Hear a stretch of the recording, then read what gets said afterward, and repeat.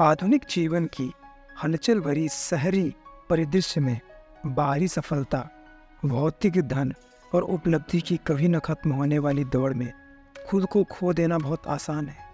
लेकिन क्या होगा अगर मैं आपको बताऊं कि सच्ची संतुष्टि संपत्ति संचय में नहीं, लेकिन हमारी अपनी आत्मा की गहराई में है। क्या आपने कभी खुद को रोजमर्रा की जिंदगी की सांसारिक दिनचर्या से अधिक के लिए उत्सुक पाया है? क्या आप समाज की अपेक्षाओं के बंधनों से मुक्त होने और एक उच्च उद्देश्य की खोज करने का सपना देखते हैं? यदि ये प्रश्न कभी आपके मन में रहे हैं तो ये पुस्तक आपके लिए है। सेल्फ डिस्कवरी और व्यक्तिगत परिवर्तन की दुनिया के प्रवेश का द्वार है। ये दूरदर्शी लेखक रॉबिन शर्मा द्वारा लिखित the monk who sold his Ferrari एक साहित्यिक मास्टरपीस कृति है जो गहन शिक्षाओं और व्यावहारिक इंसाइट्स के साथ एक कथा के जादू को जोड़ती है। यह जुनून से भरे उद्देश्य और अद्वितीय पूर्ति जीवन की तलाश करने वालों के लिए एक पावरफुल गाइड है। जूलियन मेटल एक उच्च शक्तिशाली वकील हैं जो सफलता के जाल में फंसे हुए हैं। तब तक प्रवेश करते हैं जब तक कि एक जीवन परिवर्तनकारी घटना उसे अपने अस्तित्व में व्याप्त खालीपन का सामना करने के लिए मजबूर नहीं कर देती। ये महत्वपूर्ण क्षण एक परिवर्तनकारी यात्रा के लिए मंच तैयार करता है, जहां जूलियन एक यात्रा पर निकलते हैं। रहस्यमय हिमालय पर्वतों की पृष्ठभूमि में जूलियन का सामना सिवाना के ऋषियों के प्राचीन समुदाय से होता है, जो प्रबुद्ध भिक्षुओं का एक भाईचारा है जिनके पास वास्तव में असाधारण जीवन के रहस्यों को खोलने की कुंजी है। बुद्धिमान और रहस्यमय योगी रमन जूलियन के नेतृत्व में पूर्व के टाइमलेस ज्ञान की खोज करते हुए गहन इंसाइट्स और कथाओं का पता लगाते हैं जो उनके और हमारे जीवन में क्रांति लाने की शक्ति रखते हैं। लेकिन इस संदर्भ में किसी की फेरारी बेचने का वास्तव में क्या मतलब है?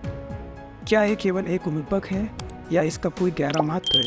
खैर मेरे दोस्तों, फेरारी सफलता की बाहरी आकर्षण का प्रतीक है, स्थिति, धन और आनंद की खोज का। अपनी फेरारी बेचकर जूलियन ने भौतिक इच्छाओं से प्रेरित जीवन को त्याग दिया और इसके बजाय आत्म खोज, आध्यात्मिक विकास और सच्ची पूर्ति का मार्ग चुना। दिमाग और ध्यान की शक्ति से लेकर सादगी, अनुशासन और उद्देश्य को अपनाने के महत्व तक the monk who sold his Ferrari गहन अर्थ और आनंद का जीवन जीने का एक खाका प्रस्तुत करती है। जैसे ही हम प्रत्येक पृष्ठ को पलटते हैं, हम सामना करते हैं विचारोत्तेजक प्रश्नों और कार्रवाई योग्य सिद्धांतों के साथ, जो हमें अपनी प्राथमिकताओं का पुनर्मूल्यांकन करने की चुनौती देते हैं। दोस्तों, अगर आपने अभी तक अपने इन्वेस्टमेंट की जर्नी को स्टार्ट नहीं किया है तो अभी जाइए वीडियो के डिस्क्रिप्शन में, जहां आपको इंडिया के बेस्ट ब्रोकरेज फर्म के साथ अकाउंट खोलिए और अपने पहले इन्वेस्टमेंट की जर्नी शुरू कीजिए। तो दोस्तों, आइए हम शुरू करते हैं इस बुक की समरी को कुछ चैप्टर के माध्यम से। तो इस बुक के फर्स्ट चैप्टर कुछ इस तरह हैं: the Ferrari and the heart attack. Chapter 1 में हमें एक सफल वकील जूलियन मेटल से मिलवाया जाता है, जो अपनी समृद्धि जीवन शैली और भौतिक धन की निरंतर खोज के लिए जाने जाते हैं। एक शानदार हवेली, एक आकर्षक कार संग्रह के साथ उनका जीवन चित्र परिपूर्ण लगता है और सफलता के सभी दिखावे। हालांकि सतह के नीचे जूलियन तनाव, असंतोष और खालीपन की भावना से ग्रस्त है। एक दुर्भाग्यपूर्ण दिन, एक गंभीर अदालती मामले के दौरान जूलियन की सफलता और बाहरी मान्यता की खोज ने उसे पकड़ लिया। उसे एक गंभीर दिल का दौरा पड़ा, एक चेतावनी जो उसे अपनी जीवन शैली और प्राथमिकताओं के परिणामों का सामना करने के लिए मजबूर करती है। अपने अस्पताल के बिस्तर पर लेटे हुए जूलियन को एक गहन एहसास का अनुभव होता है, जीवन की नाजुकता और उसकी उपलब्धियों की शून्यता। वह मानता है कि भौतिक संपत्ति और पेशेवर सफलता पर उसका ध्यान उसकी भलाई, रिश्तों और सच्चाई की कीमत पर आया है। यह महत्वपूर्ण क्षण जूलियन की परिवर्तनकारी यात्रा की शुरुआत का प्रतीक है। वह अपनी प्रिय फेरारी सहित अपनी बेशकीमती संपत्ति बेचने का फैसला करता है, जो सफलता के सतही जाल से छुटकारा पाने की उसकी तत्परता का प्रतीक है। जूलियन एक नया उद्देश्य चाहता है, एक गहरा अर्थ जो इससे परे हो। जूलियन की कहानी के माध्यम से हमें पूरी तरह से बाहरी उपलब्धियों पर केंद्रित जीवन के खतरों की याद दिलाई जाती है। ये हमारी अपनी प्राथमिकताओं का पुनर्मूल्यांकन करने और मूल्यांकन करने के लिए एक पावरफुल और स्मारक के रूप में कार्य करता है कि क्या हम वास्तव में अपने वैल्यूज और कल्याण के अनुरूप जीवन जी रहे हैं। फेरारी और दिल का दौरा जूलियन की व्यक्तिगत जागृति के लिए उत्प्रेरक बन गए। वे उसे आत्मखोज के मार्ग पर प्रेरित करते हैं, ज्ञान की तलाश में उसे हिमालय की रहस्यमयी भूमि पर ले जाते हैं। जूलियन का दिल का दौरा हम सभी के लिए एक जागृत काल के रूप में कार्य करता है कि हम रुकें और अपने जीवन पर विचार करें। यह हमें हमारे द्वारा चुने गए विकल्पों और जिन मूल्यों को हम प्राथमिकता देते हैं उन पर सवाल उठाने का आग्रह करता है। क्या हम अपने स्वास्थ्य की कीमत पर बाहरी सफलता का पीछा कर रहे हैं? खुशी और आंतरिक शांति, क्या हम वास्तव में अपने प्रामाणिक स्व के अनुरूप रह रहे हैं?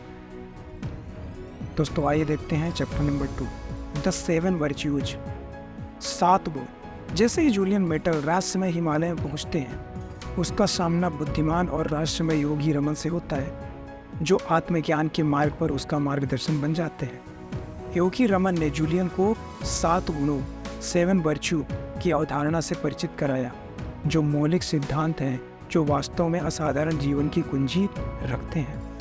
ये गुण कुछ इस तरह हैं: अनुशासन, डिसिप्लिन, हमारे विचारों, भावनाओं और कार्य को नियंत्रित करने की क्षमता डिसिप्लिन है। उद्देश्य, पर्पज, जीवन में हमारी सच्ची बुलाहट का ज्ञान पर्पज है। दृष्टि, विजन, अपने लक्ष्यों को स्पष्ट रूप से देखने और उन्हें प्राप्त करने के लिए एक योजना बनाने की क्षमता ही विजन है। साहस, करेज, हमारी चुनौतियों का सामना करने और हमारे डर पर काबू पाने की क्षमता है करेज। सत्यनिष्ठा, इंटेग्रिटी, हमारे मूल्यों के अनुसार जीने की क्षमता। करुणा, कंपैशन, दूसरों की देखभाल करने और उनकी ज़रूरतों को अपनी ज़रूरतों से पहले रखने की क्षमता, करुणा। और अंतिम है कृतज्ञता, ग्रेटिट्यूड, हमारे जीवन में अच्छी चीज़ों की सराहना करने की क्षमता। तो दोस्तों, आइए अब इन सभी 7 गुणों को हम थोड़ा सा डिटेल्स में जानते हैं। सिवाना के संतों का मानना है कि संतुलित, पूर्ण और सार्थक जीवन जीने के लिए ये 7 गुण आवश्यक है। वे जूलियन को सिखाते हैं कि प्रत्येक गुण एक मांसपेशी है जिसे अभ्यास के माध्यम से मजबूत किया जा सकता है। जूलियन प्रत्येक गुण का अभ्यास करना शुरू कर देता है और वह जल्द ही अपने जीवन में अंतर देखता है। वह अधिक फोकस्ड, अधिक कॉन्फिडेंट और अधिक दयालु हो जाता है। वह अपने लक्ष्यों को भी अधिक आसानी से प्राप्त करना शुरू कर देता है। तो गुण नंबर 1, अनुशासन, डिसिप्लिन। पहला गुण है अनुशासन, डिसिप्लिन। शिवाना के संत जूलियन को सिखाते हैं कि डिसिप्लिन अन्य सभी गुणों की नींव है। अनुशासन के बिना जीवन में कुछ भी हासिल करना मुश्किल है। जूलियन हर सुबह जल्दी उठकर और 30 मिनट तक ध्यान करके अनुशासन का अभ्यास करना शुरू करते हैं। वह स्वस्थ आहार लेना और नियमित व्यायाम करना भी शुरू कर देते हैं। जैसे जैसे वह डिसिप्लिन का अभ्यास करते हैं, वह अधिक फोकस्ड और प्रोडक्टिव बन जाते हैं। गुण नंबर 2, उद्देश्य, पर्पज। दूसरा गुण है उद्देश्य। शिवाना के संत जूलियन को सिखाते हैं कि हर किसी के जीवन में एक अनूठा उद्देश्य होता है। जब हमें अपना उद्देश्य मिल जाता है तो हम अर्थ और दिशा की भावना से भर जाते हैं। जूलियन ने खुद से निम्नलिखित प्रश्न पूछकर अपने उद्देश्य का पता लगाना शुरू किया। मैं किस चीज़ को लेकर भावुक हूँ? मेरी ताकत क्या है? मैं दुनिया को क्या दे सकता हूँ? जैसे जैसे वह अपने उद्देश्य की खोज करता है, वह यह देखना शुरू कर देता है कि वह दूसरों की मदद करने के लिए बना है। दृष्टि, विजन। तीसरा गुण है दूरदर्शिता।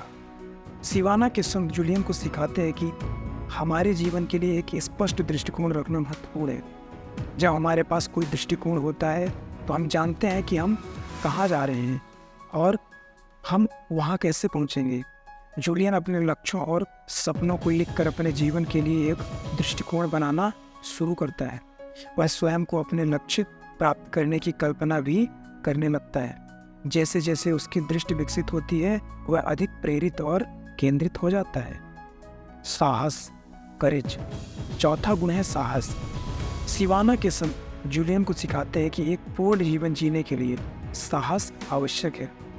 जब हम साहसी होते हैं तो हम अपनी चुनौतियों का सामना करने और अपने डर पर काबू पाने से डरते नहीं हैं। जूलियन अपने डर का डटकर सामना करके साहस का अभ्यास करना शुरू कर देता है। वह अपने जीवन में जोखिम भी लेना शुरू कर देता है। जैसे जैसे वह अधिक साहसी होता जाता है वह अपने जीवन में और अधिक हासिल करने में सक्षम होता है। अखंडता, इंटीग्रिटी। पांचवा गुण है सत्यनिष्ठा। सिवाना के संत जूलियन को सिखाते हैं कि ईमानदारी अन्य सभी गुणों की नींव है।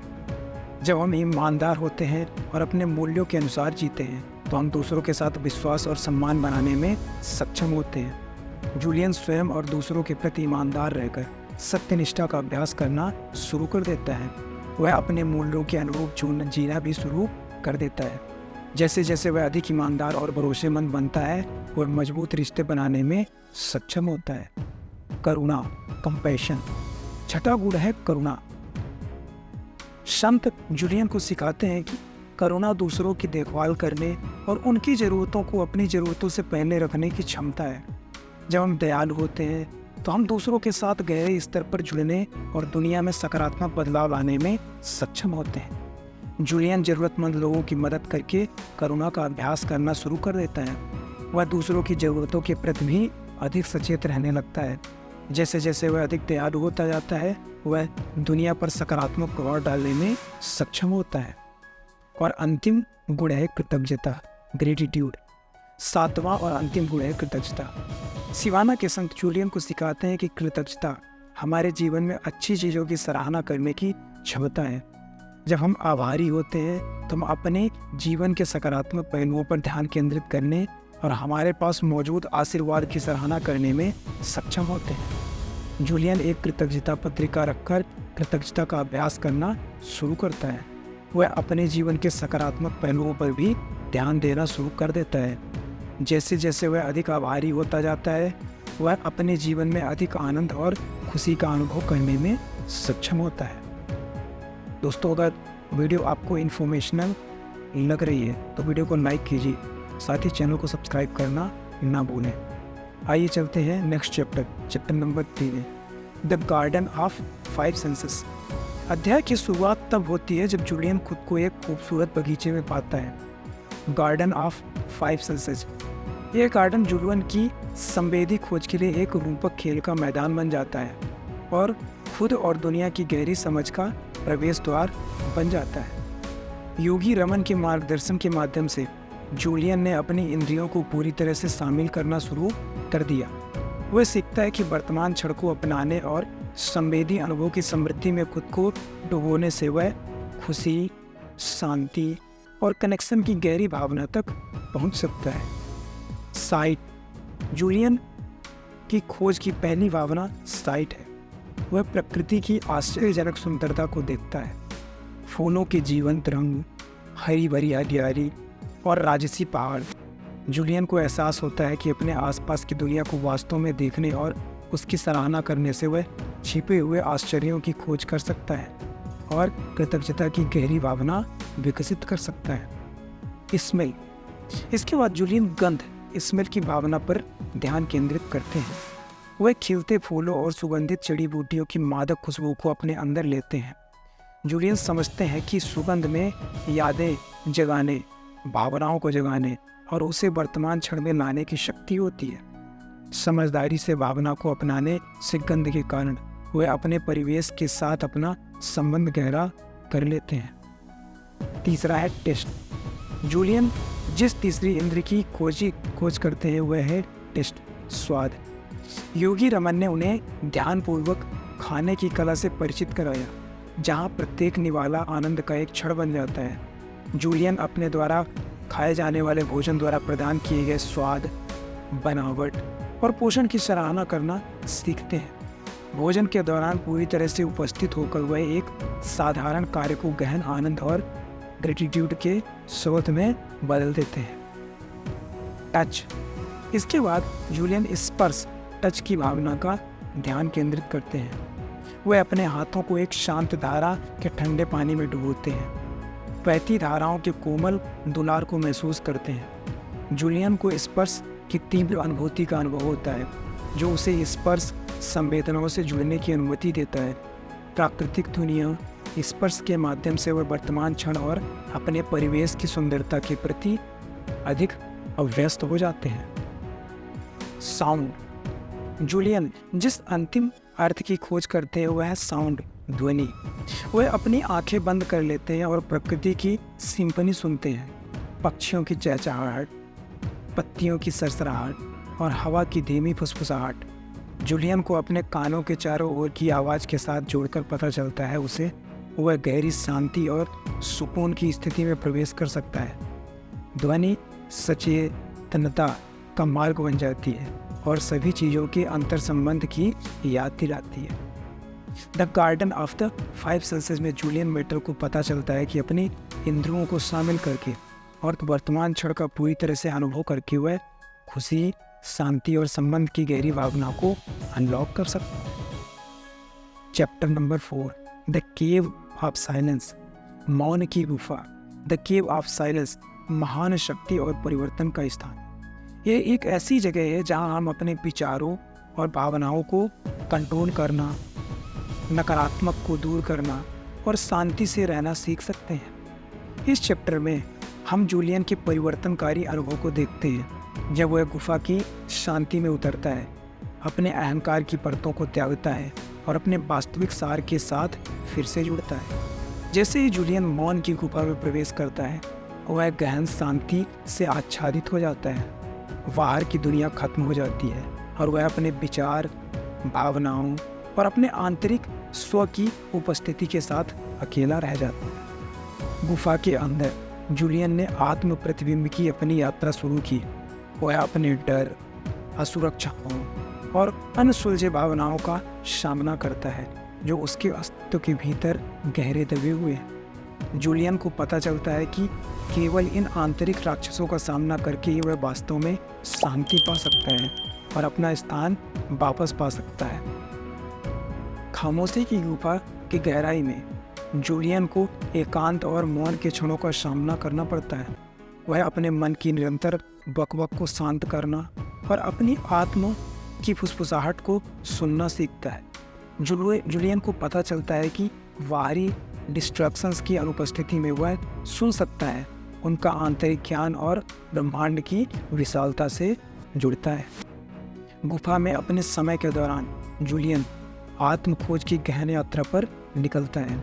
वह आत्मनिरीक्षण में संलग्न होता है, खुद से सार्थक प्रश्न पूछता है और भीतर से उत्तर ढूंढता है।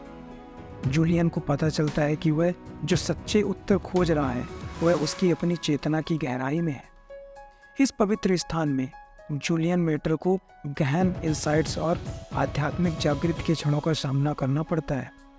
मौन की गुफा उनके आंतरिक सत्य का एक द्वार और उनके व्यक्तिगत परिवर्तन के लिए उत्प्रेरक बन जाती है।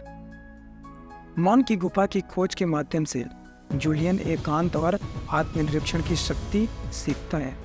वह समझता है कि हमारे जीवन में शांति के क्षणों को उकेर कर हम अपने साथ एक गहरा संबंध विकसित कर सकते हैं और अपने भीतर मौजूद ज्ञान तक पहुंच सकते हैं। Chapter 4, the cave of science में रॉबिन शर्मा हमें अपने दिमाग को शांत करने, आत्म प्रतिबिंब के लिए जगह बनाने और मौन की परिवर्तनकारी शक्ति को अपनाने के महत्व की याद दिलाते हैं। जूलियन मेटल की यात्रा हमें एकांत के क्षणों की तलाश करने के लिए प्रेरित करती है कि सुने हमारी आंतरिक आवाज़ और हमारे सच्चे स्वयं के साथ पुनः जुड़े। Chapter 5, the river of fire. Chapter 5, आग की नदी में जूलियन मेटल वाइज योगी रमन द्वारा निर्देशित एक आत्म रोमांचक यात्रा पर निकलते हैं जो उसे रूपक आग की नदी के तट पर ले जाता है। इस चैप्टर में जूलियन अपने डर का सामना करते हैं, अपनी आंतरिक शक्ति को अपनाते हैं और एक नए और प्रबुद्ध व्यक्ति के रूप में उभरते हैं। आग की नदी, द रिवर ऑफ फायर, उन चुनौतियों, परीक्षणों और क्लेशों के लिए एक रूपक के रूप में कार्य करती है, जिनका हम सभी आत्म साक्षात्कार के पथ पर सामना करते हैं। आइए देखें कि जूलियन मेटल इस उग्र नदी को कैसे पार करते हैं और रूपांतरित होकर उभरते हैं। जैसे ही जूलियन आग की नदी के पास पहुंचते हैं, उसे घबराहट और प्रत्याशा का मिश्रण महसूस होता है। नदी उन परीक्षणों और बाधाओं का प्रतिनिधित्व करती है जिन्हें सच्चे ज्ञान प्राप्त करने के लिए सामना करना और दूर करना होगा। योगी रमन जूलियन को आग को गले लगाने और इसका उपयोग करने के लिए प्रोत्साहित करते हैं। व्यक्तिगत विकास के उत्प्रेरक के रूप में जैसे ही जूलियन आग की नदी में उतरते हैं, उसे एहसास होता है कि यात्रा केवल आग की लपटों से बचने के बारे में नहीं है, बल्कि उन्हें गले लगाने के बारे में है। आग प्रतिकूल परिस्थितियों की परिवर्तनकारी शक्ति और विकास के अवसर का प्रतीक है जो इसके भीतर निहित है। आग की नदी में अपने पूरे अनुभव के दौरान जूलियन अपने गहरे भय और असुरक्षाओं का सामना करता है। आग की लपटों की तीव्र गर्मी उसे अपने भीतर के राक्षसों का सामना करने के लिए मजबूर करती है। उसे पता चलता है कि सच्ची ताकत और लचीलापन इन आंतरिक राक्षसों का सामना करने और उन पर विजय पाने से पैदा होती है। जैसे ही जूलियन आग की नदी के माध्यम से आगे बढ़ते हैं, वह प्रक्रिया के प्रति समर्पण करना सीखते हैं। उसे एहसास होता है कि प्रतिरोध केवल आग की लपटों को तेज करता है, जबकि स्वीकृति और समर्पण आग को उस शुद्ध करने और बदलने की अनुमति देता है।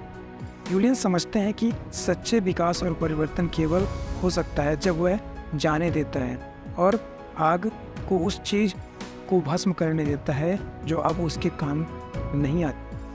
आग की नदी की गहराई में जूलियन एक गहन काया पटल को से गुजरते हैं। आग की लपटें उसके अहंकार की परतों को दूर कर देती हैं। ज्ञान, करुणा और प्रामाणिकता से भरी एक शुद्ध आत्मा को पीछे छोड़ देता है। वह एक नए व्यक्ति के रूप में उभरता है, गले लगाने के लिए तैयार, नए सिरे से उद्देश्य की भावना के साथ जीवन की चुनौतियों के साथ वह तैयार होता है। आग की नदी के रूपक के माध्यम से रोबिन शर्मा हमें यह बताते हैं कि हमारी सबसे बड़ी वृद्धि अक्सर सबसे चुनौतीपूर्ण और असुविधाजनक अनुभवों से उत्पन्न होती है। प्रतिकूल परिस्थितियों की लपटों में हमारी आत्माओं को शुद्ध करने, हमारे चरित्र को मजबूत करने और हमारी आग को प्रज्वलित करने की शक्ति है सच्ची क्षमता।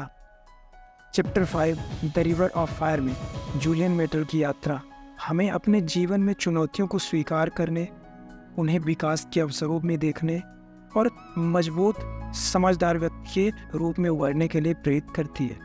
आइए हम जूलियन के अनुभवों से सीखें और परिवर्तनकारी शक्ति का उपयोग करें, हम अपने पथ पर उन उग्र नदियों का सामना करते हुए। तो दोस्तों, अगर वीडियो पसंद आ रही है तो वीडियो को लाइक करना ना भूलें। आइए चलते हैं next chapter, the temple of enlightenment. Chapter 6 ज्ञानोदय। एनलाइटमेंट का मंदिर में जूलियन मेटल बुद्धिमान योगी रमन के मार्गदर्शन में एक रहस्यमय स्थान की तीर्थ यात्रा पर निकलते हैं, जिसे ज्ञानोदय का मंदिर द टेम्पल ऑफ एनलाइटमेंट के नाम से जाना जाता है। इस चैप्टर में हमें इस पवित्र अभयारण्य और इसमें मौजूद टाइमलेस ज्ञान की आत्म रोमांचक खोज पर ले जाते हैं। ज्ञानोदय का मंदिर एक ऐसा स्थान है जहां सत्य और ज्ञान के साधक स्पष्टता, मार्गदर्शन और आध्यात्मिक जागृत पाने के लिए आते हैं। आइए इस अध्याय में गहराई से चलें और जूलियन मेटल को मंदिर की पवित्र दीवारों के भीतर मिलने वाले गहन पाठों की खोज करें। जैसे ही जूलियन प्रबुद्धता में मंदिर में प्रवेश करता है, उसका स्वागत एक शांत वातावरण द्वारा किया जाता है। मंदिर को जटिल नक्काशी, प्राचीन धर्म ग्रंथों और टिमटिमाती मोमबत्ती की रोशनी से जगाया गया है, जो श्रद्धा और आत्मनिरीक्षण की भावना पैदा करता है। मंदिर के भीतर जूलियन का सामना वहाँ रहने वाले बुद्धिमान और दयालु भिक्षुओं से होता है। ये प्रबुद्ध प्राणी उसके मार्गदर्शक बन जाते हैं, टाइमलेस ज्ञान और गहन शिक्षाओं के साथ प्रदान करते हैं, जो उसकी चेतना को जागृत करती है और जीवन के प्रति उसके दृष्टिकोण को बदल देती है। ज्ञानोदय के मंदिर में जूलियन को प्राप्त केंद्रीय शिक्षाओं में से एक वर्तमान क्षण में जीने की अवधारणा है। भिक्षु स्वयं को यहाँ और अभी में पूरी तरह से डुबोने के महत्व पर जोर देते हैं। क्योंकि वर्तमान क्षण में ही सच्ची खुशी और संतुष्टि मिलती है। भिक्षु जूलियन को आत्म जागरूकता और आत्मनिरीक्षण की गहराई का पता लगाने के लिए भी मार्गदर्शन करते हैं। वे उसे अपने विचारों, भावनाओं और कार्यों पर विचार करने और खुद की गहरी समझ विकसित करने के लिए प्रोत्साहित करते हैं। जूलियन को पता चलता है कि सच्चा ज्ञान स्वयं को जानने से शुरू होता। मंदिर के पवित्र हाल के भीतर जूलियन मेटल कृतज्ञता की शक्ति के बारे में सीखता है। भिक्षु उसे कृतज्ञता का दृष्टिकोण विकसित करने, अपने जीवन में आशीर्वादों को पहचानने और उसके लिए दिल से प्रशंसा व्यक्त करना सिखाते हैं। जूलियन को एहसास होता है कि कृतज्ञता दरवाजे खोलती है प्रचुरता और आनंद का। ज्ञानोदय के मंदिर में जूलियन को एक और महत्वपूर्ण सबक करुणा का अभ्यास मिलता है। भिक्षु सभी प्राणियों के प्रति दया, सहानुभूति और प्रेम के महत्व पर जोर देते हैं। जूलियन समझते हैं कि सच्चा ज्ञानोदय केवल एक व्यक्तिगत खोज नहीं बल्कि करुणा फैलाने की यात्रा और दुनिया पर सकारात्मक प्रभाव डालना है। ज्ञानोदय के मंदिर में जूलियन मेटल गहन अनुभूति और आध्यात्मिक जागृति के क्षणों का अनुभव करते हैं। भिक्षुओं की शिक्षाएं उसकी आत्मा के भीतर गहराई से घुसती है, जिससे जीवन, खुशी और मानव अस्तित्व के वास्तविक उद्देश्य पर उसका दृष्टिकोण बदल जाता है। आत्मज्ञान के मंदिर में दिए गए ज्ञान के माध्यम से लेखक रॉबिन शर्मा हमें आत्म जागरूकता की गहन शक्ति, वर्तमान क्षण में जीने, कृतज्ञता पैदा करने और करुणा का अभ्यास करने की याद दिलाते हैं। जूलियन मेटल की यात्रा हमें अपने आप में ज्ञान और आत्मज्ञान की तलाश करने के लिए प्रेरित करती है। जीवन जीना और अपने आसपास की दुनिया में सकारात्मक बदलाव लाना। चैप्टर 7 द रिटर्न, वापसी। चैप्टर 7 वापसी रिटर्न में जूलियन मेटल हिमालय में अपने साहसिक कार्यों के दौरान गहन परिवर्तन से गुजर चुके हैं। अब उन्हें अपने नए ज्ञान और रोजमर्रे के जीवन में एकीकृत करने की चुनौती का सामना करना पड़ रहा है। इस चैप्टर में जूलियन की वापसी के महत्व और उससे मिले सबक की पड़ताल करते हैं। सीखते हैं क्योंकि वह उस दुनिया में पुनः प्रवेश करता है जिसे वह एक बार जानता था। द रिटर्न जूलियन की यात्रा में एक महत्वपूर्ण क्षण है। उसे अब आधुनिक जीवन की मांगों और विकर्षणों के साथ अपनी आध्यात्मिक जागृति को सुलझाने का एक रास्ता खोजना होगा।